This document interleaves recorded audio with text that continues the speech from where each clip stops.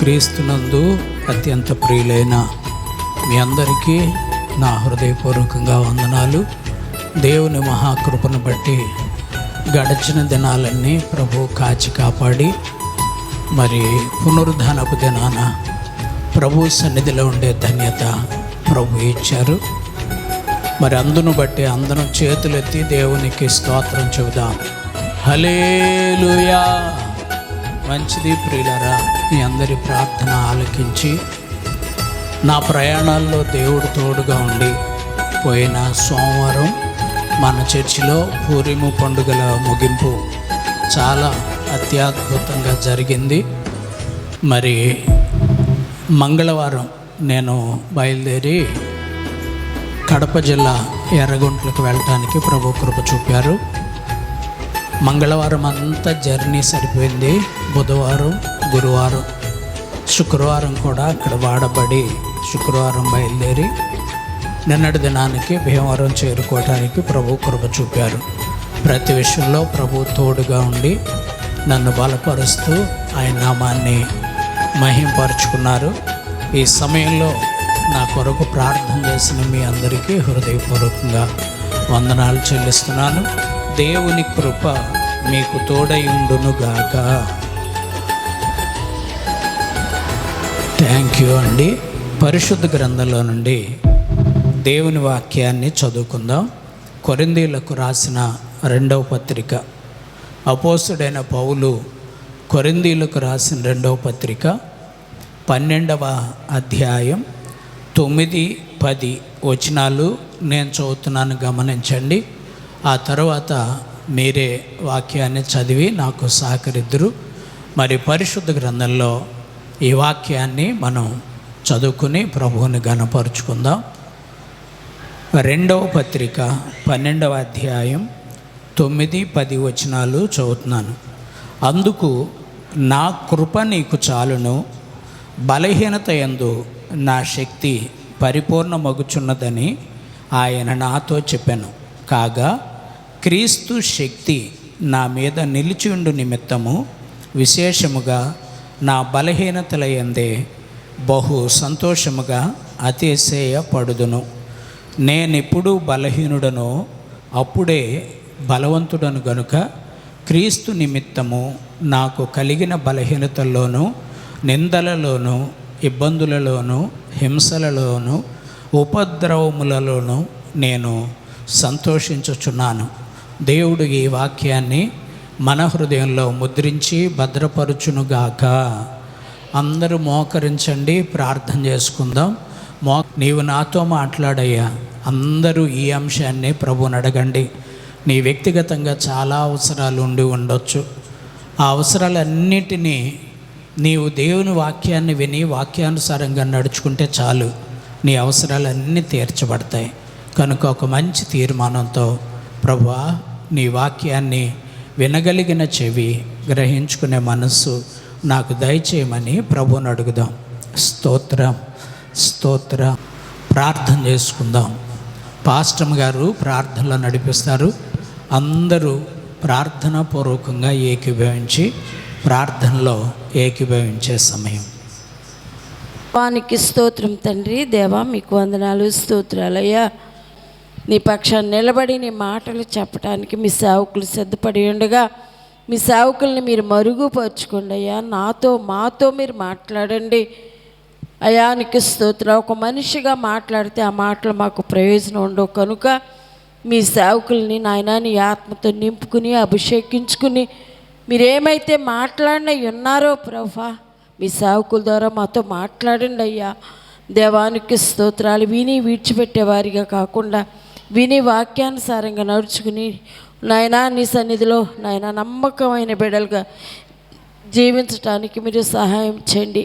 వాక్యమైన దేవానికి స్తోత్రాలు. వాక్యం ద్వారా ప్రతి బిడ్డతో మీరు మాట్లాడి బలపరిచి కార్యం చేయండి. మీ సేవకుల్ని మీరు బలపరచండి, ఆశీర్వదించి నీ కృపలో భద్రపరుచుకుని వాడుకోమని యేసు పరిశుద్ధ నామములో వేడుకొంచున్నాము తండ్రి. ఆమేన్. దయచేసి అందరూ కూర్చోండి. రాకడ చాలా సమీపంగా ఉందన్నట్లు మనకు విషయాలన్నీ అర్థమవుతున్నాయి. ఈ చివరి దినాల్లో మనమున్నాం. ప్రకటన గ్రంథంలో నుంచి ఒక మాటను చదివి సహాయం చేయండి దయచేసి. ప్రకటన గ్రంథం 1వ అధ్యాయం 3వ వచనం. చాలా జాగ్రత్తగా వినండి. బైబిల్ ఉన్నవారు తెరచి చూడండి. ప్రకటన గ్రంథము అనగా పరిశుద్ధ గ్రంథంలో ఆఖరి పుస్తకంలో 1వ అధ్యాయంలో 3వ వచనాన్ని చదువుతున్నాం. గమనించండి, చదవండి. సమయము సమీపించినది గనుక ఈ ప్రవచన వాక్యమును చదువువారును వాటిని వినేవారును ఇందులో వ్రాయబడిన సంగతులను గైకొనున్నవారు ధన్యులు. మంచిది. చదివేవారు ధన్యులట, వినేవారు ధన్యులట, గైకొనేవారు కూడా ధన్యులట. ఇక్కడ 3 ధన్యతలు మనం చూస్తున్నాం. మన మందిరంలో మీరు వాక్యాలు చూస్తే ప్రారంభ దినాల్లో చాలా కష్టపడి ఈ వాక్యాలన్నీ పరిశుద్ధ గ్రంథంలో సేకరించి ధన్యులు ధన్యులు ధన్యులు అనే విషయాన్ని వ్రాయటానికి ప్రభు కృప చూపారు. అయితే ప్రియులారా, ఈ ధన్యతల్లో ఉంటాయి. మధ్యలోనేమో యెహోవా అనే విషయాలు ఎక్కువగా కనిపిస్తాయి. ప్రతి కానాలో కూడా యెహోవాను ఆశ్రయించు నరులు ధన్యులు, యెహోవా పేరు మీద ధన్యత ఉంటుంది. ఈ రైట్ సైడ్ కుడివైపున దేవుడు ఉంటాడు, యేసయ్య ఉంటాడు గనక యేసయ్య మీద ఆ సందేశాలన్నీ ఉంటాయి. ఎడం వైపున పరిశుద్ధాత్మ దేవుని మీద ఉంటాయి. మన మందిరంలో ప్రతి స్తంభానికి ఒక చరిత్ర ఉంది, ప్రతి వాక్యానికి ఒక అర్థం ఉంది. మందిరానికి వచ్చే ప్రతి విశ్వాసుల్లో ఒక ప్రత్యేకత కూడా ఉండాలి. అదే లేఖన భాగాన్ని మనం చూస్తే వాక్యాన్ని చదివేసుకుంటూ వెళ్ళిపోతున్నారు కొంతమంది, వారు ధన్యులే. వాక్యాన్ని వింటున్నారు, చదవటం రాదు కాబట్టి వింటున్నారు, వారు ధన్యులే. ఇక 3వదిగా చదవటం రాకపోయినా, వినే పరిస్థితి నీకు ఎక్కువగా లేకపోయినా, దేవుని లేఖనంలో ఉన్న సారాంశాన్ని బట్టి నువ్వు నడుచుకుంటే చాలు, నువ్వు ధన్యుడు వగుదువు గాక. చప్పట్లు కొట్టండి ప్రియులారా. అంటే వాక్యాన్ని విని విడిచిపెట్టకుండా వాక్యానుసారంగా నడుచుకునే వాళ్ళమై ఉండాలి. నిజంగా మన మందిరంలో దేవుడు మాట్లాడే వాక్యం చాలా అత్యద్భుతం అన్నమాట, అత్యద్భుతం. నిన్న కడపలో కూడా జరిగిన సభల్లో మీ దైవ సేవకులనే ప్రభు ఎత్తిపట్టారు. ఇంకా ఆఖరి రోజుకి వచ్చేసరికి మొత్తం మీ పాస్టర్ గారి పాటలు, మీ పాస్టర్ గారి సందేశాలు, మీ పాస్టర్ గారు చెప్పిన విధానంలో వాళ్ళు నడుచుకుంటామనే తీర్మానం, ఇవన్నీ చాలా స్పష్టంగా పరిశుద్ధ గ్రంథంలో ఉన్నటువంటి అంశాన్ని బట్టి నెరవేరుతూ వస్తున్నాయి. అలాగే ప్రియులారా, ఈరోజు కూడా ప్రభువు మనతో మాట్లాడుతున్న మాటలు శ్రద్ధగా విని చదువుకునే వాళ్ళు చదువుకుని ఆసక్తిగా ప్రభువులో నడుచుకోవటం నేర్చుకోవాలని మరొకసారి మీకు హెచ్చరిక చేస్తూ ఈ సందేశాన్ని వివరించడానికి నేను ఇష్టపడుతున్నా. ఇక్కడ పౌలు గారు రాసిన ఈ పత్రికలో సారాంశాన్ని మనం గమనిస్తున్నప్పుడు కొరింథీయులకు రాసిన 2వ పత్రికలో చదవండి మూలవాక్యాన్ని, 9వ వచనం. ప్రార్థనాపరుడు ప్రవక్త పౌలు గారు ధ్యానపూర్వకంగా ఒకరోజు ప్రార్థనలో ఉన్నాడు. ఈ ప్రార్థన ఎందుకు చేస్తున్నాడు అంటే అది ఆయన పర్సనల్ ప్రేయర్, వ్యక్తిగతమైన ప్రార్థన. ఇది ప్రతి ఒక్కరికి ఉండాలి. వ్యక్తిగతమైన ప్రార్థన ప్రతి ఒక్కరికి ఉండాలి.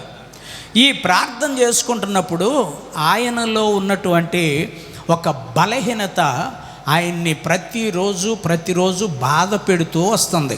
ఆ బలహీనత ప్రియులారా, శరీరంలో ఒక ముళ్ళుందట, అది ప్రతిదినం ఆయన్ని బాధ పెడుతూ ఉంది. ఆ విషయమై దేవునికి ప్రార్థన చేస్తున్నాడు. ప్రత్యేకమైన ప్రార్థన 3 సార్లు ప్రార్థన చేశాడట దానికోసం.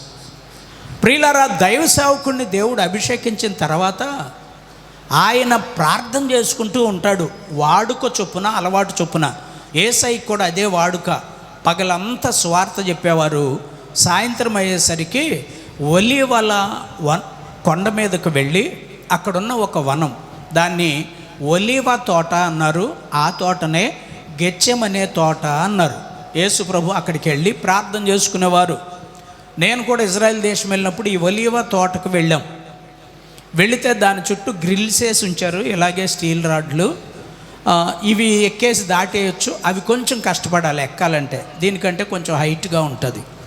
అక్కడి వరకు వెళ్ళిన తర్వాత మమ్మల్ని తీసుకెళ్ళిన గైడు యేసయ్య ప్రార్థన చేసుకున్న ఒలీవల తోట ఇదే అన్నాడు.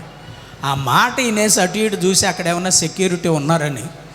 సెక్యూరిటీ ఉన్నారు కానీ అప్పుడే బయటికి వెళ్ళినట్టున్నాడు ఆయన. నాకు అవకాశం దొరికిందని ఎక్కేసి అవతలకు దూకేశా. అవతలకి వెళ్ళిపోయిన తర్వాత ఆ చెట్లన్నీ చూస్తుంటే ఒలీవ చెట్లు చాలా ముచ్చటగా ఉంటాయి. ఒలీవ చెట్టు ఇది చాలా ఎత్తుగా పెరగదు కానీ గుబురుగా ఉంటుంది, నీడిస్తుంది, నీడ ఉంటుంది. సరే, ఈ ఒలీవ చెట్టు గురించి సుమారు 10ల సంఖ్యలో నేను ప్రసంగాలు చేశాను ఆల్రెడీ. ఒలీవ చెట్టును గురించి బైబిల్లో ధ్యానించి ప్రసంగం చేశాను. ఈ చెట్టును చూస్తున్నప్పుడు నాకు ఆశ కలిగి నేను చదివాను, విన్నాను, బోధించాను. డైరెక్ట్గా నా కళ్ళతో చూసే ధన్యత వచ్చింది. పైగా యేసయ్య ఈ తోటలోనే ఏళ్లతో లెక్క పెడితే అందేటట్లు ఉంటాయి ఆ చెట్లన్నీ. ఎక్కువగా ఏమి లేవు, ఒక 20-30 చెట్లు ఉంటాయి ఆ తోటలో మట్టుకు. సరే, దాని చుట్టూ గ్రిల్స్ వేసి ఉంచారు. లోనకి వెళ్ళిన తర్వాత ఏ చెట్టు దగ్గర చూసినా కింద ప్లేస్ భలే సద్దునుగాను బాగుంది. ఏ చెట్టు కింద మోకరించాడంటావు యేసయ్య అని అనుకుంటే నాకు ఎలా తెలుసుద్దండి? పైగా 2000 సంవత్సరాలు అయిపోయింది. ఆయన చేసిన చరిత్రలో ఈ సత్యం ఉంది. అందుచేత నేను మోకరించి ఆ చెట్టు దగ్గర నుంచి ఈ చెట్టు దగ్గరికి ఒక 4-5 చెట్లు చుట్టూరు మోకాళ్ళ మీద తిరిగి ప్రార్థన చేసుకున్న. యేసయ్య మోకరించిన స్థలం కదా, ఆయన చెమట నేల మీద పడుతుంటే గొప్ప రక్తపు బిందువుగా మార్చబడిందని ఉంది.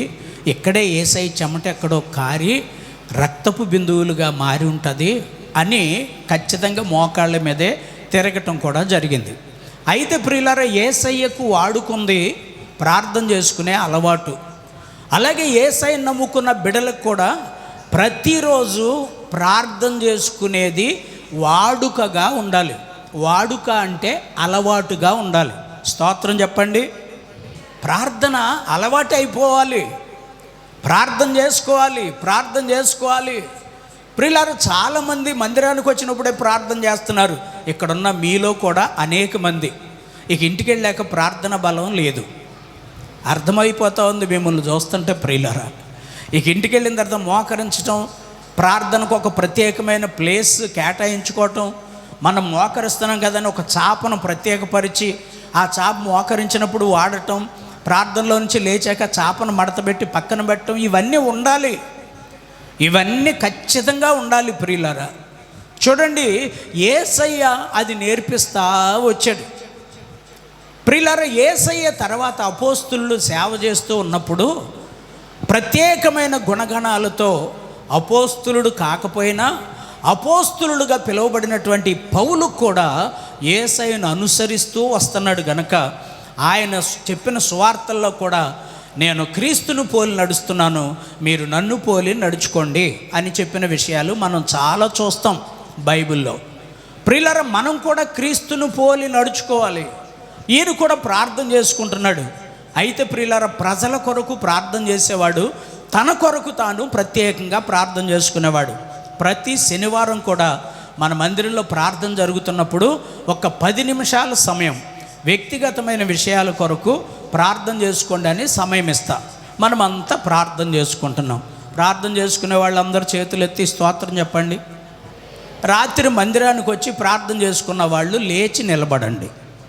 సేవకుడుగా నా నోటితో చెప్పకూడదు, దేవుడు చెప్పమన్నాడు కాబట్టి చెప్తున్నాను.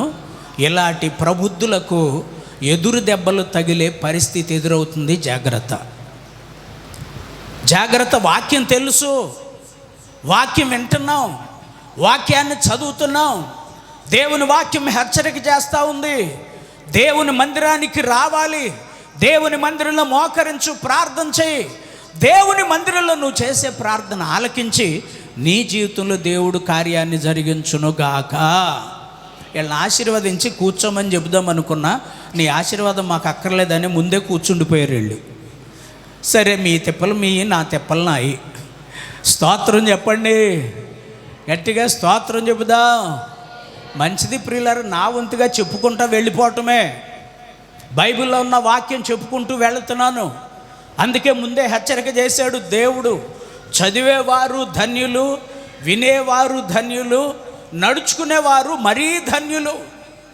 వాక్యాన్ని విని, వాక్యాన్ని చదువుకుని, వాక్యానుసారంగా నడుచుకోవాలి. ప్రార్థన శక్తి మనకు ఉండాలి, ప్రార్థన బలం మనకు ఉండాలి. ప్రియులారా, ఆయన రాకడకు సూచనలు కనిపిస్తున్నాయి. ఎక్కడి నుంచి అంటే నీలోనే. నీలో ఉన్న సోమరితనం, నీలో ఉన్న బద్ధకం, మందిరానికి వెళ్ళకపోతే ఏమవుతుందని నిర్లక్ష్యం, ఏమవుతుందో ఆ తర్వాత నీ జీవితంలో నువ్వు అనుభవిస్తావు. జాగ్రత్త. నీ పిల్లల విషయంలో పుట్టినప్పుడు ఎంతో ముద్దుగా పేరు పెట్టుకుంటున్నారు, వాళ్ళు ఎదిగిన తర్వాత రౌడీ షీటర్లు అయిపోతున్నారు. కారణం ఏమిటి? ఏసే పునాది కరెక్ట్గా వేయలేదు కనుక. ప్రియులారా, ఒక పునాదిని మనం పిల్లలకు కూడా నేర్పించాలి. చూడండి, ఇక్కడ పౌలు గారు ప్రార్థన చేస్తున్నాడు. పర్సనల్ ప్రేయర్, దేవుని దగ్గర ప్రార్థన చేస్తున్నాడట. ప్రభువా, నా శరీరంలో ఒక ముళ్ళు ఉంది, అది నన్ను బలహీనపరుస్తుంది అని ప్రభు దగ్గర ఒప్పుకున్నాడు. ప్రియులారా, మనం కూడా మన జీవితాన్ని గురించి ఆలోచిస్తే చూడండి, మన జీవితంలో కూడా కొన్ని బలహీనతలు ఉంటాయి. మన జీవితంలో వాక్యాన్ని తెలుసుకుని వాక్యానుసారంగా ఎలా నడుచుకుంటున్నాం? దేవుడు అత్యద్భుతంగా మాట్లాడుతున్నాడు. రాత్రి అద్భుతమైన సందేశం, చాలా అద్భుతమైన సందేశం. వినినవారు, నడుచుకునేవారు ధన్యులు. ఈరోజు కూడా ప్రభు ఒక విషయాన్ని మనకు చక్కగా నేర్పిస్తున్నారు. ఏమిటంటే, ఈయనలో ఉన్నటువంటి బలహీనత ఈయన్ని బలహీనపరుస్తూ ఉందట. ఏ వ్యక్తిలో ఉన్న బలహీనత ఆ వ్యక్తిని బలహీనపరుస్తూ ఉంటుంది. ఆ బలహీనతలు గుర్తొచ్చి చాలా దిగాలైపోతూ ఉంటారు చాలామంది. ఎందుకంటే వాళ్ళ జీవితంలో అవన్నీ జరిగినాయి కలల్లాగా. ప్రియులారా, కొన్ని విషయాలు పబ్లిక్గా జరిగినాయి, వాటిని ఏదో కప్పిపుచ్చుకుంటున్నారు, కానీ వాటిని తలుచుకుంటూ ఉంటే హృదయం బద్దలైపోతూ ఉంటుంది. ప్రియులారా, చాలామంది భక్తులుగా పిలువబడిన వాళ్ళు కూడా బలహీనులు అయిపోతూ ఉన్నారు. ఈయన కూడా బలహీనుడైపోతున్నాడట. తనలో ఉన్న బలహీనతను తలుచుకుని బలహీనుడైపోతున్నాడు. ప్రియులారా, ఈ పత్రికలు సంఘాలకు దేవుడిచ్చిన వరం. రాసిన పౌలు గారు కూడా దేవుడిచ్చిన ఒక వరమే. ఆయన ఈ మాటలు చెబుతూ చాలా విషయాలు సంఘానికి హెచ్చరిక చేశారు. తన గురించి తాను కూడా దేవుని దగ్గర ప్రార్థన చేసుకుంటూ ఉండేవారు. నేను పాపులలో ప్రధాన పాపిని అంటూ. ప్రియులారా, ఈ బలహీనతలన్నీ తలుసుకుని ఆయన బలహీనుడైపోతున్నాడట. దేవా, నాలో ఉన్నటువంటి విషయాలు నేను తలుచుకున్నప్పుడు చాలా బలహీనుడిని అయిపోతున్నాను. నేనేం చేయాలి? ఈ బలహీనతను అధిగమించటం ఎలాగా? ఈ బలహీనతలో నుంచి బయటపడటం ఎలాగా? నువ్వు చెప్పావు నా పాపాలన్నీ కడిగేశానని, నువ్వు చెబుతున్నావు నన్ను పరిశుద్ధపరుస్తున్నానని. నువ్వెంత చెప్పినా ఈ బలహీనత నన్ను వెంటాడుతూనే ఉంది. ఈ రోజుల్లో కూడా చాలామందిలో వాళ్ళు చేసినటువంటి పాపాలు, వాళ్ళు చేసిన అపరాధాలు వాళ్ళని బలహీనపరుస్తూ నొక్కేస్తూ ఉంటాయి. అయితే ప్రియులారా, ఆ టైంలో మనం చేయాల్సింది ఏమిటంటే ప్రార్థన చేస్తున్నటువంటి పౌలుతో దేవుడు అన్నాడు, ఇదిగో అబ్బాయి, బలహీనత ఉందని బాధపడుతున్నావు, ఓకే, బలహీనత ఉన్నమాట నిజమే, నువ్వు బాధపడేది కూడా నిజమే. నేను నీతో ఒక మాట చెప్తున్నాను, విను. నువ్వెంత బలహీనుడివైనా నేను నిన్ను ప్రేమించి నా కృప నీకు అనుగ్రహిస్తున్నాను, నా కృప నీకు చాలును అన్నాడు. చప్పట్లు కొట్టండి ప్రియులారా. ఏమండి, అసలు చప్పట్లు మోగినాయా? నా కృప నీకు చాలు అన్నాడు. ఈయన దగ్గర ఉన్న గుణం ఏంటంటే దేవుడు మాట్లాడేదానికి స్వరమెత్తితే ఆసక్తిగా ఆలకిస్తూ ఉంటాడు. కొంత ప్రియులరా, ఒకవేళ మనుషుల మాటకు ఎదురు చెప్పు, దేవుడు నీతో మాట్లాడుతూ ఉంటే విను విను ఫస్ట్ వినాలి. దేవా, నీవు నాతో ఏం మాట్లాడుతున్నావు వినటానికి వినగలిగిన చెవి, గ్రహించుకునే మనస్సు నాకు దయచే, నేను వినాలి. ఆత్మ చెప్పు సంగతులు. మరి విననోళ్ళు అందరికీ చెవులు లేవా? చెవులు పెట్టుకుని అంటున్నారు కదా, వీళ్ళ చెవులన్నీ కోసేయాలి అంతే. మరి విననప్పుడు ఇంకెందుకండి చెవులు? ప్రియులారు, ఇక్కడ వింటున్నారు, ఇంటికి వెళ్ళాక విడిచిపెట్టేస్తున్నారు. ఇంటికి కూడా వెళ్ళక్కర్లు, ఎక్కడే విడిచిపెట్టేస్తున్నారు. నీ మందిరంలో చెప్పి నీ మందిరంలో నుంచుకో, ఇంటికి వెళ్ళిన తర్వాత నేను ముఠా మీటింగ్ వేసి నీ సంగతి ఏంటి అక్కడ తేలుస్తా అనుకుని వెళ్ళిపోతున్నారు చాలామంది. ఒకవేళ దేవుడు మాట్లాడాడు, నన్ను నేను ఏం సరి చేసుకోవాలి, సరి చేసుకునేది ఉందా? అయితే ఈ విషయం నాకు కాదు, ఎవడో సరి చేసుకోవాల్సిన వాడు ఉన్నాడు, వాడు సరి చేసుకోవాలి. వాడి కొరకు మనం ప్రార్థన చేద్దాం. ఇది విశ్వాసుల లక్షణం. ప్రియులారా, గమనించండి, ఈయనైతే వింటున్నాడు. నా కృప నీకు చాలు అన్నాడు దేవుడు. సరే, కృప నీకు చాలు అన్నాడు, వింటానే ఉన్నాడు అని ఈయన కంటిన్యూ చేస్తున్నాడు. 10వ వచనం చదవండి.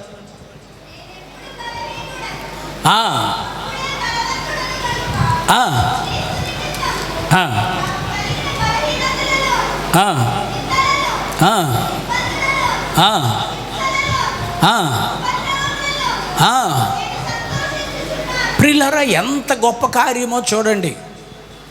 దేవుడు అంటున్నాడు, నా కృప నీకు చాలు. నీవు బలహీనమైనప్పుడు నేనిచ్చిన కృప నిన్ను బలపరుచునుగాక. చప్పట్లు కొట్టండి ప్రియులారా. నీవు ఆ కృపను పొందుకుంటే నీవు బలహీనుడవైతే నీవు పొందిన కృప నిన్ను బలపరుస్తుంది. నీవు శక్తిహీనుడవైతే దేవుడు నీకు ఇచ్చిన కృప నిన్ను శక్తిమంతుడిగా చేస్తుంది. నీ జీవితంలో ఆనందం లేకపోతే దేవుడు నీకు ఇచ్చిన కృప నిన్ను సంతోషపరుస్తుంది. ఇక్కడ చాలా విషయాలు ఉన్నాయి, మీరు ఇంటికి వెళ్ళాక క్లియర్గా చదువుకోండి. నేను ఎప్పుడు బలహీనుడనో అప్పుడు కృప నన్ను బలపరుస్తుంది.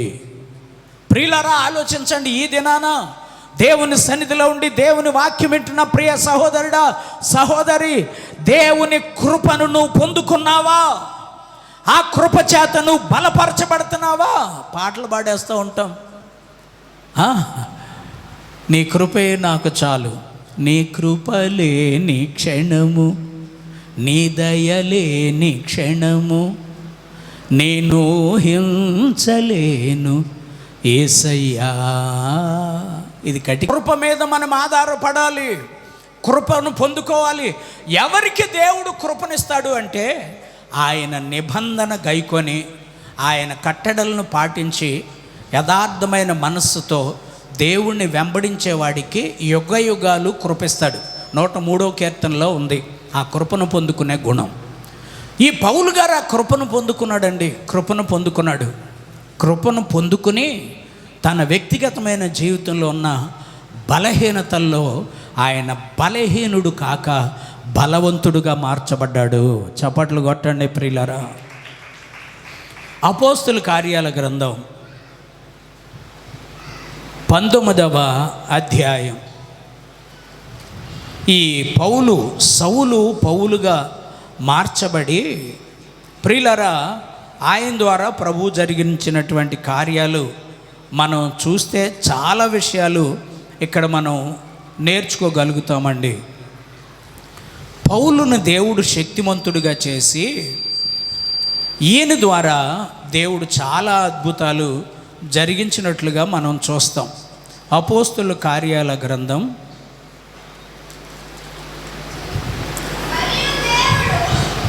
11వ వచనం చదువుతుంది 19వ అధ్యాయంలో.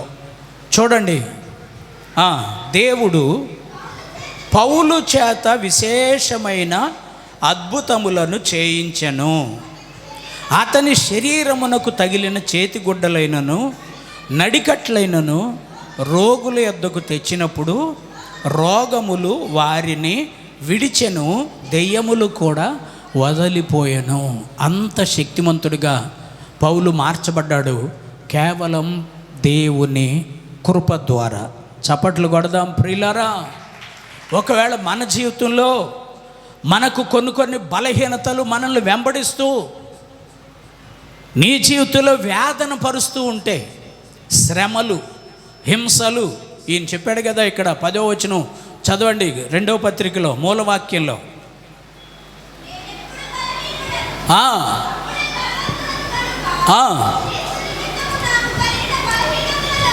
ఏంటమ్మా?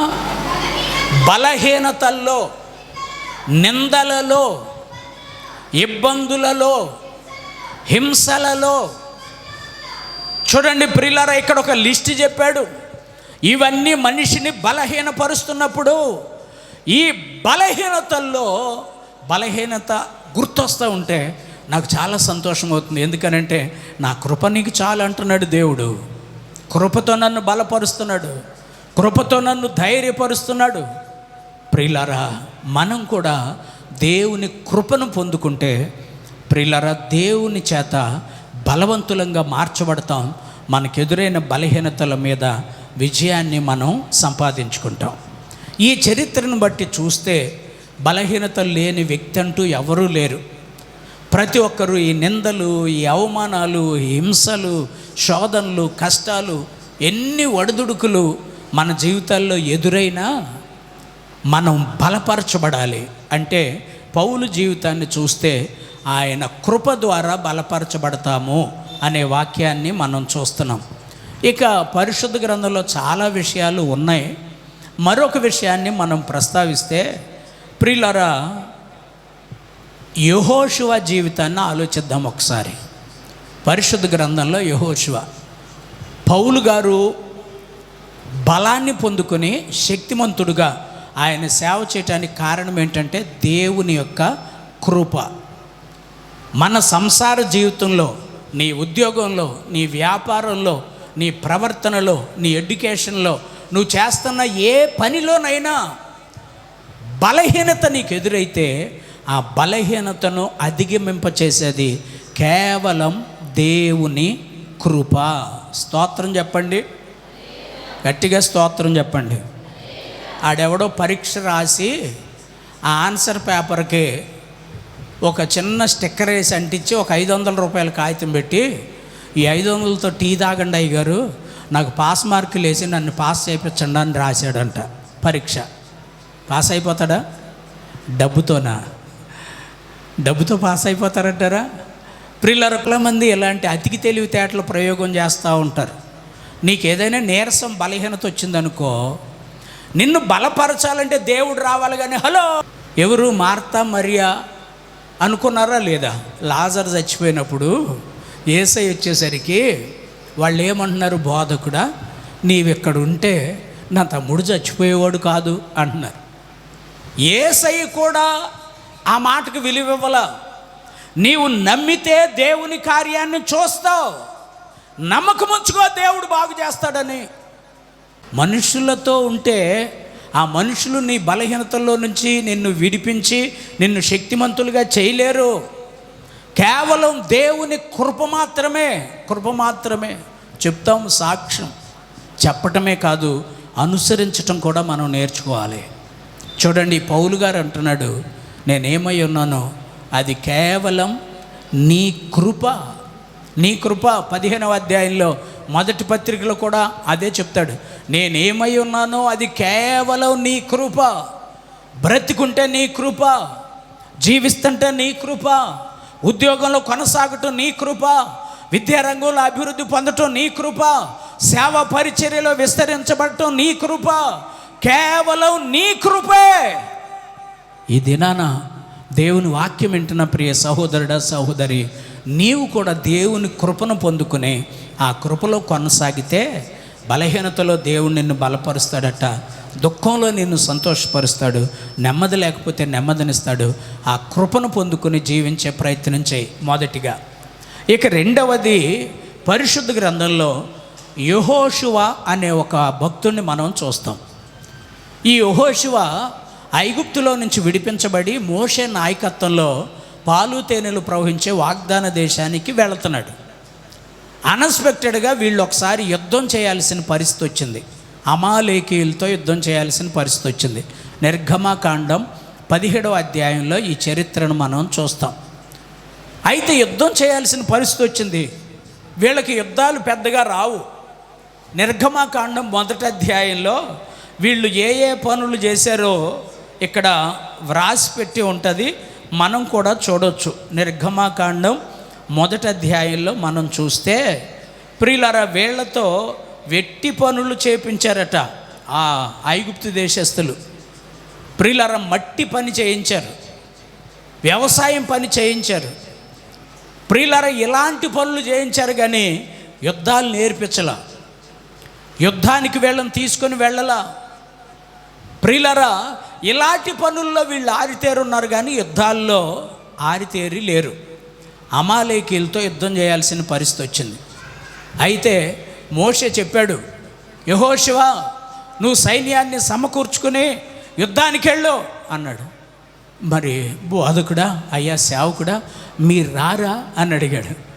మేము మీకోసం ప్రార్థన చేస్తాంలే అయ్యా, నేను కొండపైకి వెళ్తున్నాను, అక్కడ ప్రార్థన చేస్తాను మీకోసం. మోషే చేతులు దించితే ఓడిపోతున్నారు, మోషే చేతులు ఎత్తితే గెలుస్తున్నారు. ప్రియులారా, అంటే మన ముందున్నటువంటి జీవితంలో మనకు ఎదురయ్యే పరిస్థితుల్లో మనం విజయాన్ని పొందాలి అంటే మన వెనక చేతులెత్తి ప్రార్థన చేసే దైవ సేవకులు ఉండాలి. స్తోత్రం చెప్పండి. రెండవది, ఈ వారం ఈ గుడికి, ఇంకొక వారం ఇంకో గుడికి, ఇంకొక వారం ఇంకో గుడికి వెళితే మంచి వాక్యం వింటావేమో కానీ నీ కొరకు చేతులెత్తి ప్రార్థన చేసే సేవకులు లేరు, ఉండరు ఖచ్చితంగా. ఎందుకంటే ఒక సంఘానికి నువ్వు క్రమమైన సభ్యురాలివి, ఒక సేవకుని చేతుల్లో పెరుగుతున్న విశ్వాసివైతే ఆ సేవకుడు నీ కొరకు ఎప్పుడు ప్రార్థన చేస్తాడు. మీరు నమ్మండి, ప్రతిరోజు వేకుజామున 4 గంటలకి లేక 5 గంటల లోపులో లేచి మీ అందరి కొరకు స్తోత్రాలు చెప్పి నేను ప్రార్థన చేస్తా. మీరు సేవకుడే నాకు విరుద్ధంగా ప్రవర్తిస్తున్నారు అంటే వాళ్ళని చక్కదిద్దు నాయనా అని ప్రార్థన చేస్తా. నేను చక్కదిద్దమని ప్రార్థన చేశాను అంటే ఆయన ఎడాపెడ రెండిచ్చి చక్కదిద్దుతాడు. మరి అంతే కదండి చేసేది. మీరు మాట ఇంట్లా, దేవుడు కొడతాడు, జాగ్రత్త, కొడతాడు కానీ ఆయన చెయ్యి విడిచిపెట్టడు. ప్రియులారు, ఇక్కడ జరుగుతున్న పని అదే. యెహోషువతో చెప్పాడు మోషే, నేను నీ కొరకు చేతులెత్తి ప్రార్థన చేస్తా, నువ్వు వెళ్ళి యుద్ధం చేయి అన్నాడు. ఈ చేతులు బరువెత్తునే గనక ప్రార్థన ఆపుతున్నాడు. అప్పుడు శత్రువు గెలుస్తున్నాడట. ప్రియులారా, ఈయన చేతులెత్తి ప్రార్థన చేస్తుంటే ఇశ్రాయేలీలు గెలుస్తున్నారట. అయితే ఈ సంగతి గమనించిన హూరు, అహరోన్లు మోషేకి సహకరించారు కానీ మేము కూడా వెళ్ళి యుద్ధం చేస్తామయ్యా అని యెహోషువకి సహకరించలా. విశ్వాసికి సహకరించే ప్రయత్నాలు ఎక్కువగా చేస్తున్నాడు. అయితే విశ్వాసులందరూ సేవకుని మీద ఆధారపడే ప్రయత్నం చేయాలి. అప్పుడు హూరు, అహరోన్లు ఏం చేశారంటే ఒక రాయి దొరిలించుకుని తెచ్చి మోషేని అక్కడ ఆ రాయి మీద కూర్చోబెట్టి ఇద్దరు 2 చేతులు పైకెత్తి, అయ్యా నువ్వు చేతులెత్తి ప్రార్థన చేయాలి, దాని కొరకు మేమెంత త్యాగమైనా చేస్తామని ఊరు అహరోన్లు భుజంగాశారు. మోషే చేతులెత్తి అలాగే ఉంచాడు. యెహోషువ అద్భుతంగా విజయాన్ని సాధించాడండి. చప్పట్లు కొట్టండి గట్టిగా. అంటే సౌలు పౌలుగా మార్చబడి బలహీనతల్లో బలపరచబడటానికి కేవలం దేవుని కృప. యెహోషువ బలహీనుడై శత్రువు చేతిలో ఓడిపోతున్నప్పుడు యెహోషువ బలాన్ని పొందుకుని శత్రువు మీద విజయం సాధించడానికి కారణం తన వెనక చేతులెత్తి ప్రార్థన చేసే సేవకుడు. ఇది మర్చిపోతున్నారు చాలామంది, అప్పులు అయిపోతున్నారు. ప్రార్థన చేయండి అన్న, ప్రార్థన చేయండి, ప్రార్థన చేయండి, ప్రార్థన చేయండి. దైవ సేవకుడు ప్రార్థన చేస్తే నీ అప్పులన్నీ తీర్చబడిపోతున్నాయి. చప్పట్లు కొట్టండి ఈ మాటకి. అప్పులు తీరిన తర్వాత పాస్టర్ గారిని మర్చిపోవాలా? అప్పులు తీరేదాకా పాస్టర్ గారు అవసరం, అప్పులు తీరాక పాస్టర్ గారు అవసరం లేదు. ఇల్లు లేదు, పాస్టర్ గారు భారంగా ప్రార్థన చేస్తున్నాడు. ప్రార్థన చేసేది సేవకుడు, నీకు ఇల్లు ఇచ్చేది దేవుడు.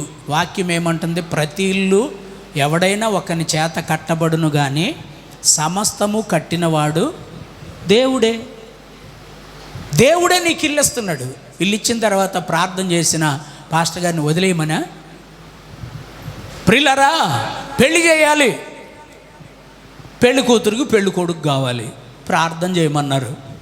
ప్రతి శనివారం ప్రార్థన చేస్తున్నాం. 73 రోజులు ప్రార్థన చేసాం. వాళ్ళు ఉన్నారు. ఏదేమైనా వివాహము అన్ని విషయాల్లో ఘనమైంది కనుక పెళ్లి కొడుకుని చూడాలన్నా పెళ్లి కూతురుని చూడాలన్నా దేవుడే చూడాలి. పాస్టర్ గారు మీ కొరకు ప్రార్థన చేయాలి. అవునన్న వాళ్ళు చేతులు ఎత్తి స్తోత్రం చెప్పండి. మంచిది, ఇది జరగాల్సిన విషయం. ఇవన్నీ వచ్చిన తర్వాత దేవుణ్ణి మర్చిపోతామా? పాస్టర్ గారిని మర్చిపోతామా? ఆలోచించాలి. చాలామంది చేస్తున్న పనులవే. ప్రియులారా, నీ పని జరిగింది, నీ అవసరం తీరింది, వదిలేయ్ అనుకుంటున్నారు. దేవుణ్ణి, సేవకుడిని విడిచిపెట్టేస్తున్నారు. అది వాక్యానుసారంగా క్రమము కాదు. ప్రియులారా, యెహోషువ బలహీనుడై ఉన్నప్పుడు సేవకుడు చేతులెత్తి ప్రార్థన చేయటం ద్వారా యెహోషువ బలవంతుడై శత్రువుని నిర్మూలపరిచాడు. ఇది ఒక ఘట్టమైతే, మరొక ఘట్టం ఏమిటంటే ఈయనకే దేవుడు ఆధిపత్యం ఇచ్చేసి నాయకుడిని చేశాడు. ఇప్పుడు నాయకత్వంలో కొనసాగాలి. నమ్మకమైన వానికి దీవెనలు మెండుగా వస్తాయి. ఏమో దేవుడికి ఎవరికి ఏ నాయకత్వం ఇస్తున్నాడో, ఎవరికి ఆధిపత్యం ఇస్తాడో తెలీదు. అయితే దేవుడిచ్చినటువంటి కుటుంబం ఆధిపత్యం, ఇంటి యజమానుడిగా, ఓ టీంకి లీడర్, ఆ గుంపుకి లీడర్గా, అలాగే ఓ కుటుంబానికి లీడర్, ప్రియులారా సంఘానికి లీడర్, అలాగే ఒక సమాజానికి లీడర్, స్టూడెంట్స్ అయితే నీ క్లాస్కి లీడర్, చదువుకునే బిడ్డలందరికీ లీడర్. చూడండి, అలాంటి ఆధిపత్యం దేవుడిస్తే మరి అక్కడ కూడా సక్సెస్ అవ్వాలి కదా, అక్కడ కూడా నువ్వు సక్సెస్ అవ్వాలి. చూడండి, ద్వితీయోపదేశకాండంలో ఈ 34వ అధ్యాయం 9వ వచనం ఒకసారి చదవాలి. మోషే తన చేతులను నూను కుమారుడైన యెహోషువ మీద ఉంచాడు. చప్పట్లు కొట్టండి.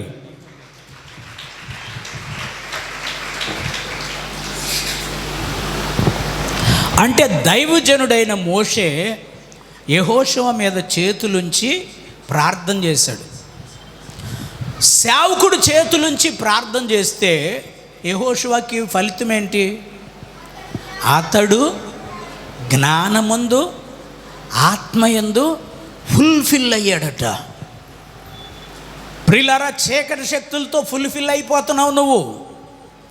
దుష్ట సాంగత్యము మంచి నడవడిని చెరిపేస్తుంది. కానీ దైవ సేవకుని యొక్క బ్లెస్సింగ్, ఆశీర్వాదం జ్ఞానములోనూ ఆత్మలోనూ పరిపూర్ణుడైపోయాడట. అందుచేత నాయకత్వాన్ని వహించి వాగ్దాన దేశానికి తన ప్రజలను చేర్చిన ఘనత యెహోషువకు దక్కింది. చప్పట్లు కొట్టాలి ప్రియులారా. ఒకప్పుడు అమాలేకీలతో యుద్ధం చేస్తున్నాడు. యుద్ధం చేస్తుంటే వీళ్ళు ఓడిపోతున్నారు. వెంటనే మా పాస్టర్ గారు ఏం చేస్తున్నాడు అంటూ పాస్టర్ గారు అంకే చూస్తూ ఉన్నాడు పద్దాక. ప్రియులారా, పాస్టర్ గారు చేతులు దించాడట. అయ్యగారు ఓడిపోతున్నాం మేము. మళ్ళా పాస్టర్ గారు చేతులు ఎత్తాడట. ఇప్పుడేం జరిగిందంటే అదే సేవకుడు ఇతని తల మీద చేతులుంచి దీవించాడు. ఈ సేవకుడు వెళ్ళిపోయాడు దేవుని దగ్గరకు. ఆ పదవి యెహోషువకు వచ్చింది. ఇప్పుడు ఇతడు కూడా యుద్ధాలు చేశాడు. యుద్ధాల్లో చాలా ఇబ్బందులు ఎదురైనాయి. ఒకరోజు సూర్యుడు వెళ్ళిపోతున్నాడు, చంద్రుడు కూడా ఆయన వెనకాలే వెళ్తున్నాడు. ప్రియులారా, వెళతా ఉంటే ఈయన కోపం వచ్చింది. వెనక్కి తిరిగి పాస్టర్ గారు ప్రార్థన చేస్తున్నాం అని అడగడానికి పాస్టర్ గారు లేడు, ఈయనే పాస్టర్ గారు అయిపోయాడు. అప్పుడు వెంటనే ఇంకేమీ లేదు, మా పాస్టర్ గారు బ్లెస్సింగ్ నా మీద ఉంది కదా, ఏ సూర్యుడా నువ్వు అయ్యాలోని లోయలో ఆగు అన్నాడు. స్తోత్రం చెప్పండి. సూర్యుడు ఆగిపోయాడు, చంద్రుడు ఆగిపోయాడు. చప్పట్లు కొట్టాలి. ఎక్కడి నుంచి వచ్చింది ఈ బలం? ఎక్కడి నుంచి వచ్చింది ప్రియులారా? తను సేవకునితో కలిసి ప్రార్థించుకున్న అనుభవాలు, సేవకుని ప్రార్థన అతని మీద ఉన్న అనుభవాలు, ప్రత్యక్షపు గుడారంలో సేవకునితో పాటు వెళ్ళి ప్రార్థన చేసిన అనుభవం. మరి మీలో ఏదండి అనుభవం? మందిరానికి రావాలంటే ఎంత బద్ధకమో. ఇప్పుడు ఫీలింగులు మార్చేస్తారు, అటు ఇటు చూస్తూ ఉంటారు కొంతమంది. బైబిల్ చదివినట్టు, రాసుకున్నట్టు, ఆళంక చూసినట్టు, ఏలంక చూసినట్టు కాళ్ళు చేతులు ఊపేసుకుంటా, పెన్ను ఊపుకుంటా కూర్చుంటారు. ఇవన్నీ దేవుడు చూస్తున్నాడు, జాగ్రత్త. మందిరాన్ని, దేవుణ్ణి నిర్లక్ష్యం చేస్తున్నావేమో అవసరం తీరిన తరువాత.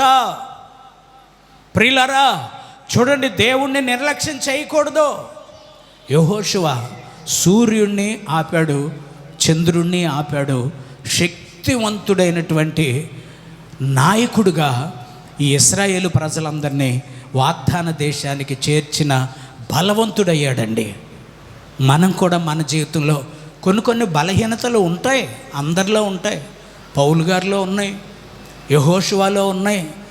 బలహీనతలో వాళ్ళు ఎలా బలపరచబడ్డాలో తెలుసుకుని మనం కూడా బలహీనతలో అలాంటి కార్యక్రమాల ద్వారా బలపరచడం నేర్చుకోవాలి, బలపడటం నేర్చుకోవాలి. స్తోత్రం చెప్పండి. చదువుకునే పిల్లలు కొంతమంది ఫెయిల్ అయ్యారు. పాస్ అయిన వాళ్ళందరూ జ్ఞానవంతులని కాదు. నన్ను అడిగితే ఫెయిల్ అయినోడే ధన్యుడు పాస్ అయినోడు కన్నా. పాస్ అయినోడు ఎంత మోసమో తెలుసా అండి? జిరాక్స్లో మార్కుల లిస్ట్ తీసుకుని వీళ్ళంతటా వెళ్ళే మార్కులు కొట్టేసుకుని పాస్ అయిపోయాం అని చెప్పేది ఒక గుంపు. ఒట్టిదే తప్పారు వీళ్ళు, కానీ అందరికీ పాస్ అయిపోయామని చెప్పి స్వీట్లు కూడా పంచేస్తూ ఉంటారు. ఇది అబద్ధం. ప్రియులారా, నీ జీవితంలో నీ కాళ్ళ మీద నువ్వు నిలబడగలిగినప్పుడే పాస్ అయినట్టు తప్ప ఎన్ని ఇలాంటి దొంగ పనులు చేసి నువ్వు పాస్ అయిపోయిన నలుగురిలో పేరు తెచ్చుకుంటే దేవుడు అస్సలు ఇష్టపడ్డావు, దానికి అస్సలు ఇష్టపడ్డు. ఈ ఫెయిల్ అయినోడు ఏడ్చి, నిజంగా మనస్సాక్షి ఉన్నవాడైతే ఏడ్చి ఏడ్చి ఏడ్చి నేను ఎందుకు ఫెయిల్ అయ్యా, మరొకసారి ట్రై చేస్తా, ఈసారి సక్సెస్ అవ్వాలి అనే మనస్సు హృదయపూర్వకంగా దేవుని పాదాల మీద పడే వాళ్ళకి ఉంటుంది. వాళ్ళు ఏం నిరుత్సాహపడక్కర్లేదు, మరలా ట్రై చేద్దాం, దేవుడు సహాయం చేస్తాడు. ఒకవేళ ఇందులో సక్సెస్ అవ్వకపోతే, మా అబ్బాయి నాతో చెప్పాడు, చదివించాలనే ఆశ, నాకు చదువు లేదు, వాడిని చదివించాలి. వాడు చదువుకుంటూ చాలా కష్టపడ్డాడు, టూ క్లవర్, బాగా మంచి క్లవర్. అయితే చదివించటానికి చాలా కష్టపడ్డా. 10th క్లాసులో రేపటి నుంచి పరీక్షలు రాయాలి, ఆయన ఒక పాస్టర్ గారికి ఇస్తే ఈవేళ ట్రంక్ పెట్టి నెత్తి మీద పెట్టేసి వెళ్ళి, నేను ఫీజు కట్టలేదు, నువ్వు పరీక్ష రాయటానికి అర్హుడు కాదు, వెళ్ళిపోయి ఇంటికని ట్రంక్ పెట్టి సిరిగొట్టేశాడు. మా వాడు ఆ ట్రంక్ పెట్టి తల మీద పెట్టుకుని నేను ఎక్కడో బొండాళ్ళంక మీటింగ్కి వెళ్ళి వచ్చేసరికి అర్ధరాత్రి 2 గంటలకు మా ఇంటికి చేరుకున్నాడు. ఒరే, రేపు నుంచి పరీక్షలు కదరా నీకు, పరీక్షలని మేము ప్రార్థన చేస్తున్నామంటే అసలు ఫీజు కూడా కట్టలేదు నాన్న, నీకు చదువు ఎందుకు అక్కర్లేదని నా సూట్ కేసు గిరాటేసాడు బయటికి ఆ పాస్టర్ గారు అన్నాడు. చాలా బాధ అనిపించింది. ఒక్కగానొక్క కొడుకు, ఆయన్ని చదివించి ప్రయోజకుడు, నాకు చదువు లేదు కనుక వాడిని చదివించి ప్రయోజకుడిని చేయాలనే ఆశ. ప్రియులరా, పెంచవలసిన ఒక సేవకుడే తృణీకరించాడనే మాట. నేను ఇక్కడేమో ఎవరినైనా స్కూల్లోకి వెళ్తుంటే మొట్టమొదటిగా పలక బలపం కొని, పుస్తకం పెన్ను కొని వాళ్ళని స్కూల్లో జాయిన్ చేపిస్తాను. నేను నా చేతులతో వాళ్ళకి అక్షరాలు రాపిస్తా. ఎవరైనా పేద పిల్లలు ఉంటే వాళ్ళకి ఫీజులు కట్టా చదివించడం కోసం. మందిరంలో పడుకునేవాళ్ళు, ఇక్కడే తినేవాళ్ళు, ఇక్కడే ఉండేవాళ్ళు, ఇక్కడే పడుకునేవాళ్ళు, అందరూ అలా పడుకుని తిన్న వాళ్ళ కృతజ్ఞత లేకుండా విషసర్పాలుగా మార్చబడ్డారు. ప్రియులారా చూడండి, ఇప్పుడు ఆ మాట చెప్తుంటే వినట్లా. జీవితంలో మేలు పొందినప్పుడు మరిచిపోకూడదు. నువ్వు ఎవరి దగ్గర మేలు పొందావో, ఎక్కడ మేలు పొందావో, ఎక్కడ పుటము వేయబడ్డావో మర్చిపోకూడదు. ప్రియులారా చూడండి, చాలామంది మర్చిపోతున్నారు. ఇక మా అబ్బాయిని అలాగా పంపించారు. వచ్చేసిన తర్వాత మళ్ళీ ఇక్కడ స్కూల్లో జాయిన్ చేశారు. 2 రోజులు వెళ్ళాడు, 3వ రోజు వెళ్ళట్లా. ఏరా స్కూల్కి వెళ్ళవంటే ఏం ఎక్కట్లేదు నాన్న అన్నాడు. ఎందుకని అంటే నన్ను చదివి ప్రయోజకుడిని చేస్తాడని ఒక చేతిలో పెడితే, ఒక చేతిలో పెడితే నీకెందుకురా చదువు అని ఇసిరి కొట్టాడు చూసావా, అదే గుర్తొస్తుంది అన్నాడు. సరే అట్లయితే స్కూల్కి వెళ్ళొచ్చు వద్దు కానీ ప్రైవేట్గా చదువు అని ఒక మాస్టర్ దగ్గర పెట్టా. మాస్టర్ దగ్గర పెడితే ఆ మాస్టర్ చదువు చెప్పాలి కదండి. నువ్వు పెద్ద సేవ చేస్తావులే, మీ నాన్న ఒక సేవకుడు, మీ పాస్టర్ గారు ఒక సేవకుడు అన్నాడట. అక్కడ ఏదో బెంచి కాలు ఉంటే ఆ నెత్తి పగలు కొట్టేశాడు దెబ్బకి. సేవల గురించి ఆయనకి ఎందుకండి, తలకాయ పగలు కొట్టేసి వచ్చాడు. ఆయన కట్టేసుకుని ఈడికంటే ముందు ఆయన వచ్చాడు, మీ అబ్బాయి నన్ను కొట్టేసాడండి, ఏం చేయాలండి అని. ప్రియులారా, ఏరా ఎందుకు ఇలా చేస్తున్నావు అంటే నాకేం చదవబుద్ధి కావట్లేదు నాన్న, ఎక్కట్లేదు ఎంత చదివినా అన్నాడు. ఓహో, మరి ఏం చేయాలి ప్రభు అని ఆలోచిస్తే నా సేవ కొరకు పిలిచా కదా, నా సేవ చేయించు అన్నాడు. ఇక అప్పుడు నువ్వు సేవ చేయాలి అబ్బాయి, సేవ చేయన్నా. సేవ కొరకు నీతో చెప్పిన దేవుడు నన్ను పిలవాలి కదా, నన్ను పిలిస్తేనే సేవ చేస్తా, లేకపోతే చేయను అన్నాడు. ఎంత ప్రార్థన చేశామో, నన్ను పిలవలా నన్ను పిలవలా నన్ను పిలవలా అనుకుంటూ వెళ్ళాడు. ఒకానొక రోజు దగ్గరికి వచ్చి చేతులు కట్టుకు నిలబడి నన్ను దేవుడు పిలిచాడు, దేవుని సేవ చేద్దాం అనుకుంటున్నాను అన్నాడు. ఇంతకాలానికి మార్గంలోకి వచ్చారో బాబు అని చప్పట్లు కొట్టించా. ప్రియులారా, చక్కగా వాక్యం ఏంటంటే నేను కూడా బిడ్డను కానీ దేవునికి ఇవ్వాలి, ఈ మనసు రావాలి. సూపర్ స్టార్ మహేష్ బాబు లాగా, రెబల్ స్టార్ ఆడి పేరేంటి ప్రభాస్ లాగా పెంచాలి అని కాదు, మనకు ఉండాల్సిన మనసు. మనం పిల్లల్ని కానీ దేవుని కొరకు పెంచాలి. ప్రియులారా గమనించండి, ఇంకంతే సేవ తీర్మానం చేసుకున్నాడు. ఈరోజు ఆల్టర్ మీద ఉండి చెప్తున్నా, నాకంటే ఉన్నతమైన సేవ చేస్తూ మంచి సేవకుడిగా పేరు తెచ్చుకున్నాడు. ఇటు సంగీత సారథ్యంలో మ్యూజిక్ డైరెక్టర్గా మార్చబడి ఎస్పి బాలసుబ్రహ్మణ్యం గారితో సహా పాటలు పాడించి సంగీతాన్ని సమకూర్చే ఆధిక్యతలోనికి దేవుడు ఆయన్ని నడిపించాడు. అది చదువు లేకపోవటం వలన ఈ ఘనత వచ్చింది, చదువే దీనికి కారణమని చెప్తే తప్పది. నీ తలాంత ఏమిటో, నీ కుటుంబాన్ని గురించి నీ ఆలోచన ఏమిటో, నీ పిల్లల గురించి నీ ఆలోచన ఏమిటో, ఒక మంచి ఫ్యూచర్ నీకు కావాలంటే మొదటిగా దేవుని కృపను పొందుకోవాలి. రెండవదిగా దైవ సేవకుల ప్రార్థన నీకు ఉండాలి. ప్రార్థనా శక్తి, ప్రార్థనా బలం. ప్రియులారా, యెహోషువ చూడండి, నేను నా ఇంటి వారు యెహోవాను సేవిస్తామని చెప్పారు.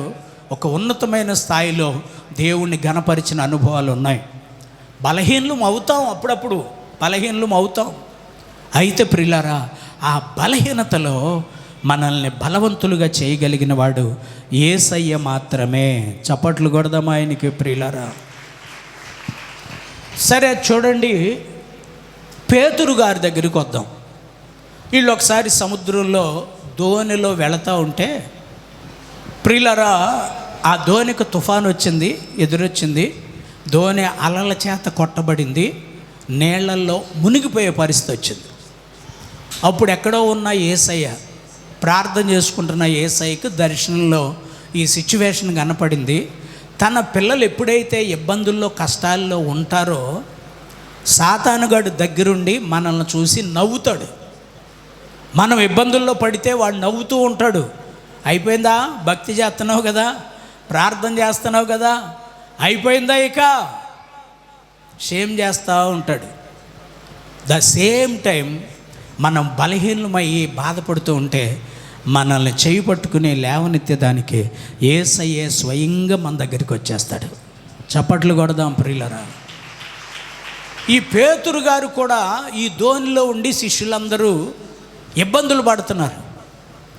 యేసయ్య ఈ సంగతి చూసి డైరెక్ట్గా నీళ్ల మీద నడుచుకుంటూ వచ్చేసాడు. 14వ అధ్యాయం మత్తయి సువార్త 14వ అధ్యాయంలో ఈ విషయాన్ని చూస్తాం. ప్రియులారా, దగ్గరకు వచ్చేసాడు. వచ్చేసరికి ఆయన చూసేసరికి ఆశ్చర్యం వేసి, బోధకుడా, నువ్వు ప్రార్థన చేసుకోవటానికి వెళ్ళావు, మేమేమో ఇక్కడ ఇబ్బందుల్లో ఉన్నాం, ఈ సముద్రం మీద నడుచుకుంటా వచ్చేసావా నువ్వు, నేను కూడా నడవచ్చా అన్నాడు. నడవచ్చయ్యా నడువు అన్నాడు. ఇప్పుడు పేతురు దోణి దిగి యేసయ్య మాట సెలవిచ్చాడు గనక నడిచేశాడు. కొంత దూరం వెళ్ళిన తర్వాత బైబిల్లో ఉంది, ఇతడు గాలి వైపు చూశాడట. అంటే నేనే కదా అద్భుతంగా నడుస్తున్నానని ఈగో వచ్చేసింది. చాలామందిలో ఈగో వచ్చేస్తుంది, జాగ్రత్త. నిన్ను నడిపించేది దేవుడు, నీకు సహాయం చేసేది దేవుడు, కృపచేత నిన్ను బలపరిచేది దేవుడు. నీ బలహీనమైతే నీ వెనక ప్రార్థన చేసేది సేవకుడు.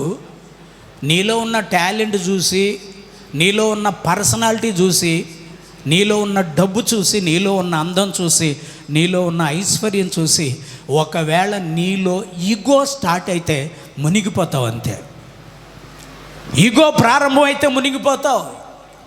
అయితే బై లక్ యేసయ్య పక్కనే ఉన్నాడు, యేసయ్య తోడుగా ఉన్నాడు. యేసయ్య తోడుగా ఉన్నాడు కనుక పేతురు మునిగిపోతూ ఉంటే వెంటనే చేయబట్టుకుని, అల్ప విశ్వాసి ఎందుకు సందేహపడ్డావు, లే అని చేయి పట్టుకుని పైకి లేపాడండి. చప్పట్లు కొట్టండి ప్రియులారా. ఎవరు తోడుగా ఉండి లేపాడు? మరి నీకెవరు తోడుగా ఉన్నారు? ఎవరు తోడుగా ఉన్నారని నువ్వు భ్రమపడుతున్నావు?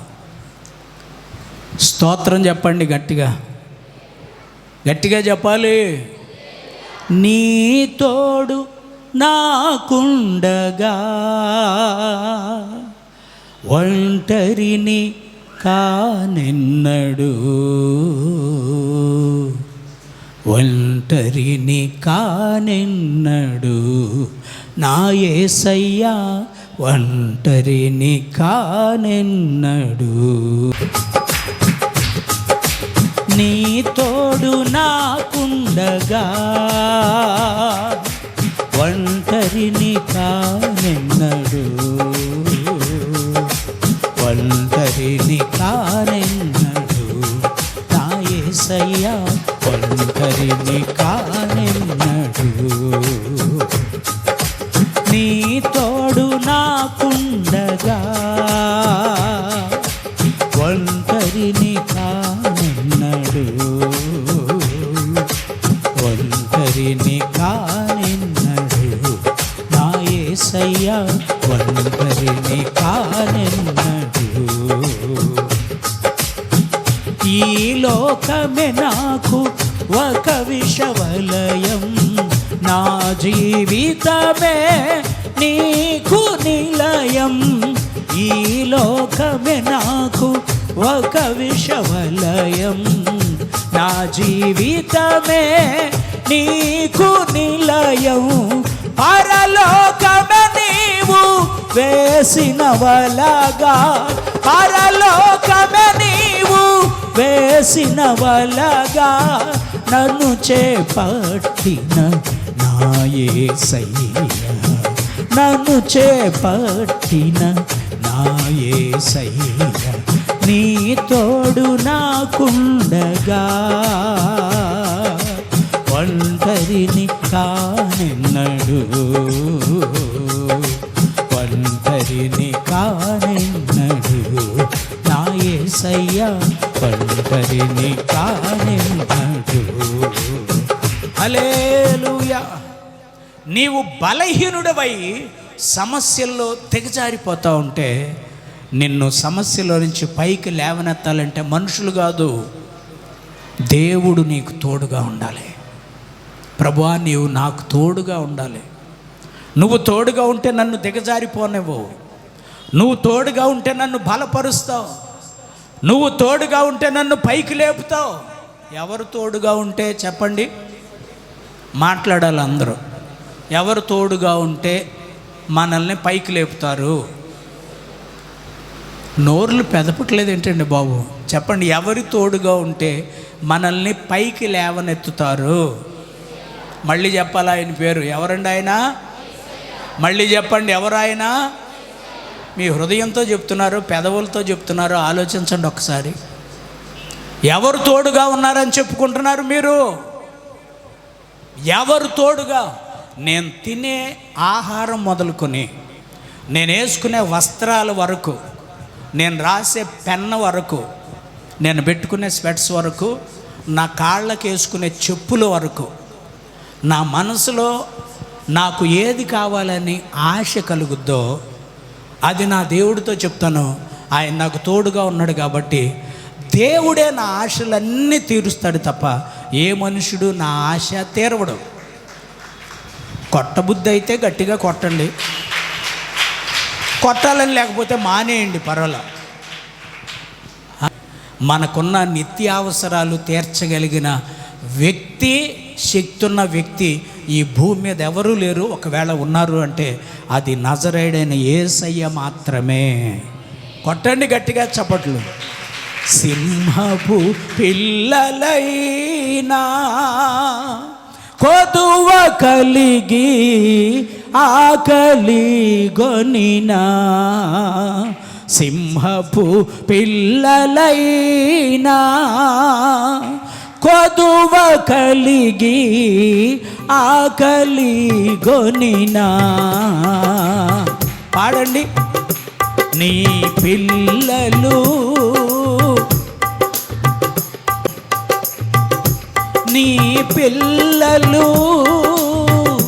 ఆకలితో అలమటిల్తురా, నీ ఉన్నంత వరకు విత్తని పక్షులాను నిత్యము పోషించుచున్నావు.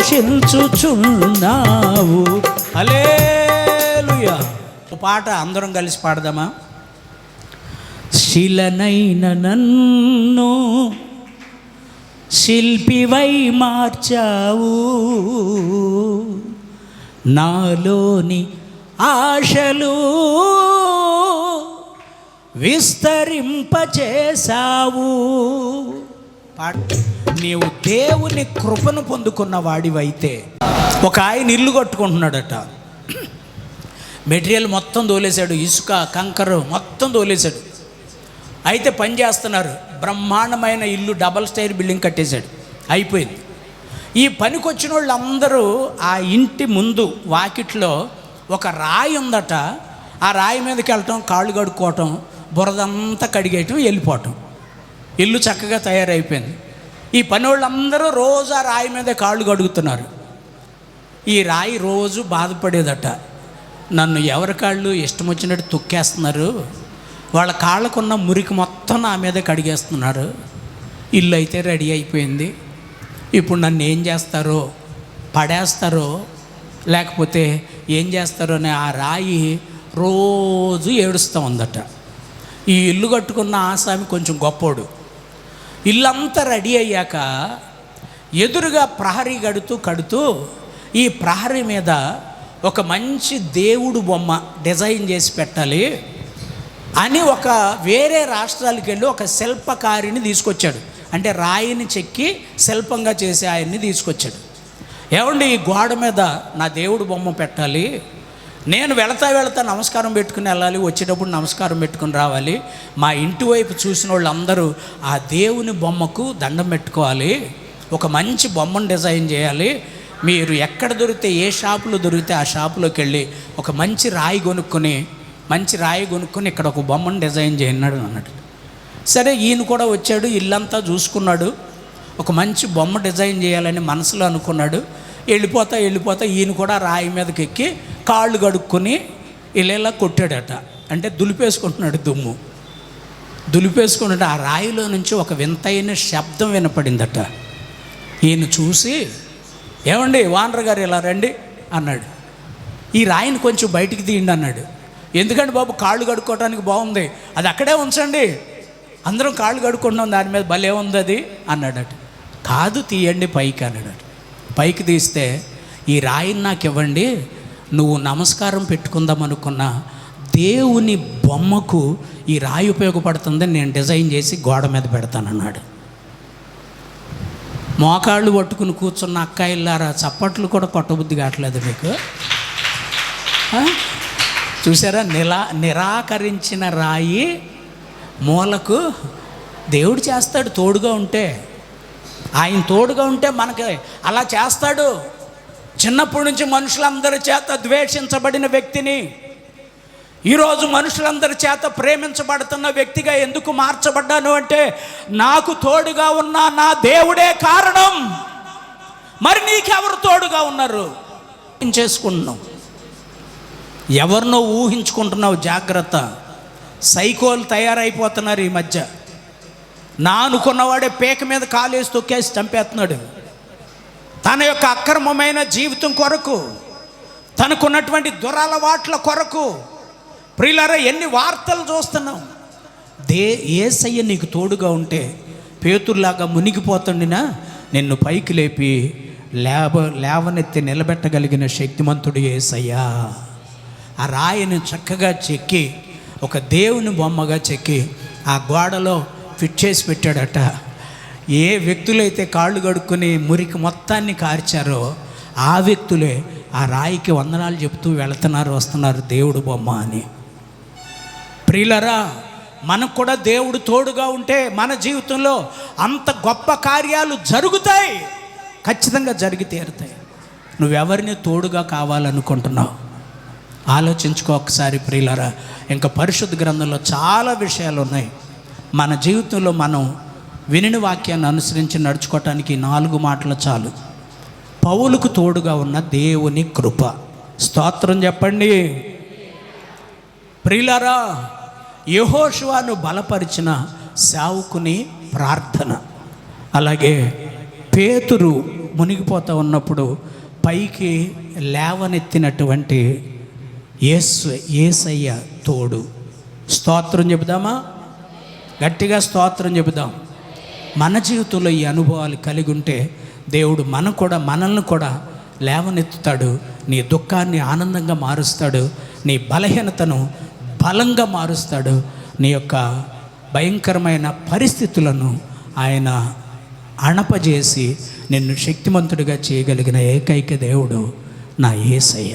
అందరూ మోకరించండి, ప్రార్థన చేసుకుందాం. అందరూ మోకరించండి, ప్రార్థన చేద్దాం. స్తోత్రం, స్తోత్రం, స్తోత్రం, స్తోత్రం. హల్లెలూయా, స్తుతి, స్తోత్రం. ఇంకా శబ్దం వినపడేటట్లు. ఆదరణ నీవేగా, ఆనందం నీవేగా, సర్వోన్నతుడా నీవే నాకు ఆశ్రయ దుర్గము. సర్వోన్నతుడా నీవే నాకు ఆశ్రయ దుర్గము. ఎవ్వరు లేరు నాకు ఇలలో, చెప్పండి, ఎవ్వరు లేరు నాకు ఇలలో, ఆదరణ నీవేగా, ఆనందం నీవేగా, ఆదరణ నీవేగా, ఆనందం. ఓ యేసయ్యా,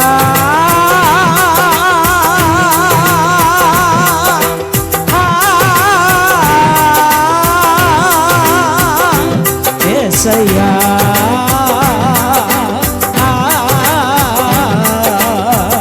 శాశ్వతమైన నీ కృప నాపై నిత్యము నిలుపుము యేసయ్యా. శాశ్వతమైన నీ కృప నాపై నిత్యము నిలుపుము యేసయ్యా. నోవాహునకు చూపిన నీ కృప అబ్రహామునకు చూపినావు. నోవాహునకు చూపిన నీ కృప అబ్రహామునకు చూపినావు. నీదు శాశ్వత కృపను యేసయ్యా, నా యేసయ్యా, యేసయ్యా, నా యేసయ్యా. పాడండి స్వరమెత్తి, యేసయ్యా, యేసయ్యా, నా యేసయ్యా, యేసయ్యా, నా యేసయ్యా. చెబుదాం అందరూ స్వరమెత్తి. యేసయ్యా నా యేసయ్యా, యేసయ్యా నా యేసయ్యా, యేసయ్యా, యేసయ్యా, యేసయ్యా, యేసయ్యా.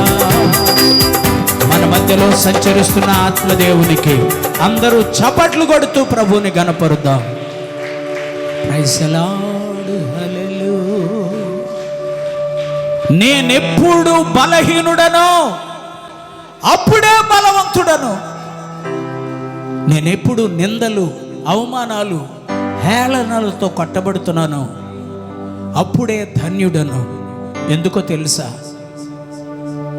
నాకు తోడుగా ఉన్న నా దేవుని కృప నన్ను బలపరుచునుగాక. నేనెప్పుడు బలహీనుడనో ఆ కృప నన్ను బలపరుస్తుంది. నేనెప్పుడు బలహీనుడనై యుద్ధంలో, నా ముందున్న పోరాటంలో బలహీనుడని ఓడిపోతున్నాను, నా సేవకుడు నా కొరకు చేతులెత్తుతున్నాడు.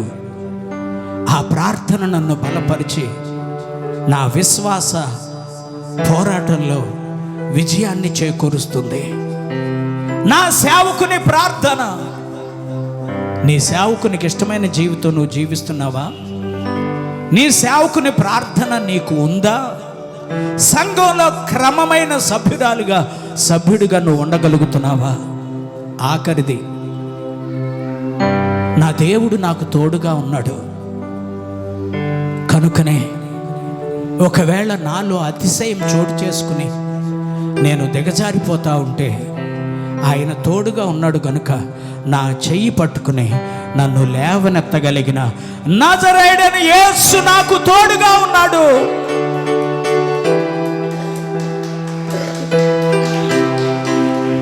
నీకు తోడుగా ఉన్నది ఎవరు? మనుషులు తోడుగా ఉన్నారని భ్రమపడుతున్నావు, జాగ్రత్త, ఫెయిల్ అయిపోతావు నీ జీవితంలో. డబ్బు తోడుగా ఉందని భ్రమపడుతున్నావు, జాగ్రత్త, ఉగ్రత దినమందు ఆస్తి అక్కరకు రాదు. ఎవరెవరో నాకు తోడుగా ఉన్నారని మనుషుల మీద ఆశ పెట్టుకుంటున్నావు. నీ అనుకున్న వాళ్ళే నిన్ను హేళన చేసే రోజులు రాబోతా ఉన్నాయి, జాగ్రత్త.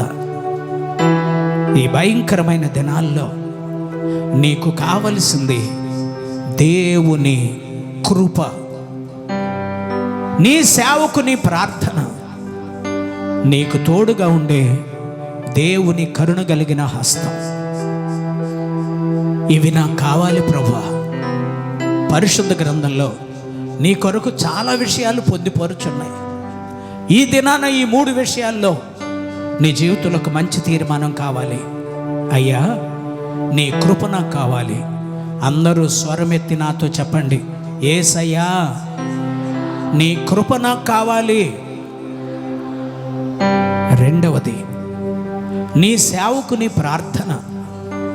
నీవు సేవకుని ఎడల యెహోషువ వలె నమ్మకమైన పరిచారకుడు అయితే నీ సేవకుని ప్రార్థన నీ మీద ఎప్పుడూ ఉంటుంది. ఒకవేళ కొరహులాగా మోషే దగ్గరే ఉంటూ మోషేని తిరస్కరిస్తే